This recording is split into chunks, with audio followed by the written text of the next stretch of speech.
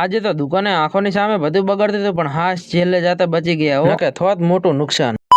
તો જય માતાજી ભાઈઓ બહેનો, તો કેમ છો બધા? તો આઈ હોપ કે બધા મજામાં હશે. તો સ્વાગત છે તમારું અમારા એક નવા મિની બ્લોગમાં. હવે રાતે વાવાઝોડું આવેલું હતું, એમાં જુઓ તો ખરી વાહની તો ચેવી પથારી ફરલ પડી છે. અને તમારે અહીંયા કેટલા વાગે રાતે વાવાઝોડું આવ્યું તો કોમેન્ટ કરી દેજો ને જરા. તો પછી અહીંયાથી આવી ગયા આપણે દુકાનમાં. હા, મને લાગે ચેક ટીવી ના રિમોટ થી ઋતુ ચેન્જ કરી નાખી લાગે, જેમ કે ઉનાળાની અંદર વરહાળાનો માહોલ છે. હા, ઋતુ ચેન્જ કરવા વાળાને ગોતવો પડશે હો.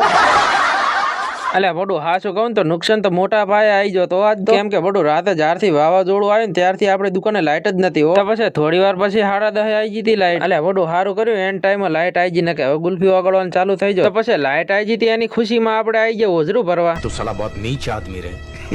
सांप को देखा और तेरे को देखा તો પહેલા सांप को छोड़ के तेरे को मारना પડે. અલ્યા બડું આમ કા જોવો તો ખરે રાતે વાવાઝોડાના કારણે આપણું બાઇક તો ભર્યું તો જોવો. તો પછી ઘરેથી આપણે ટિફિન લઈને નીકળી ગયા આપણે પાછા ખેતર તરફ. એન્ડ ધીસ ઇઝ આપણે કિરણભાઈ. આમ જો પૈણ્યા નથી નતારથી હાલત તો જોવો અહીંયાની. રામ રામ. અરે ક્યાં ગામના? અમદાવાદ. ફોટો પાડો મારો. તો પછી અહીંયાથી આપણે ટિફિન લઈને પહોંચી ગયા આપણે પાછા ખેતરે. અહીંયાથી આપણે ટિફિન લઈને આવી ગયા આપણે પાણી વાળવા. ધીસ ઇઝ થોડા બગલા. હા, ધીસ ઇઝ આપણે થોડા ફુલાવા. અહીંયાથી આપણે થોડી વાર પાણી વાળીને આવી ગયા હતા આપણે ઘરે. ને હવે આપણે જવાનું છે ખાતર લઈને ખેતરે. બધું પાણી ખેતરે ચાલુ એટલે આપણે ખેતરે તો જવું જ પડશે, પણ ફોન હવે ઘરે ચાર્જિંગમાં મેલીને જવું પડશે, કેમ કે ચડીને આવેલો છે વરસાદ. એટલે બધું હાચું કહું તો જાતે તો વરસાદ ગાય નતો, પણ વળતા આવતા પલાળી નાખે. એટલે બધું અમુક માણસો માને ના માને એટલા માટે આમ કા જો વરસાદ તો હજુ ચાલુ જ છે. હવે આ બ્લોગ યુટ્યુબમાં જોતા હોય તો સબસ્ક્રાઇબ કરતા જાજો, ને ઇન્સ્ટાગ્રામ કે ફેસબુકમાં જોતા હોય તો લાઈક ફોલો કરતા જાજો.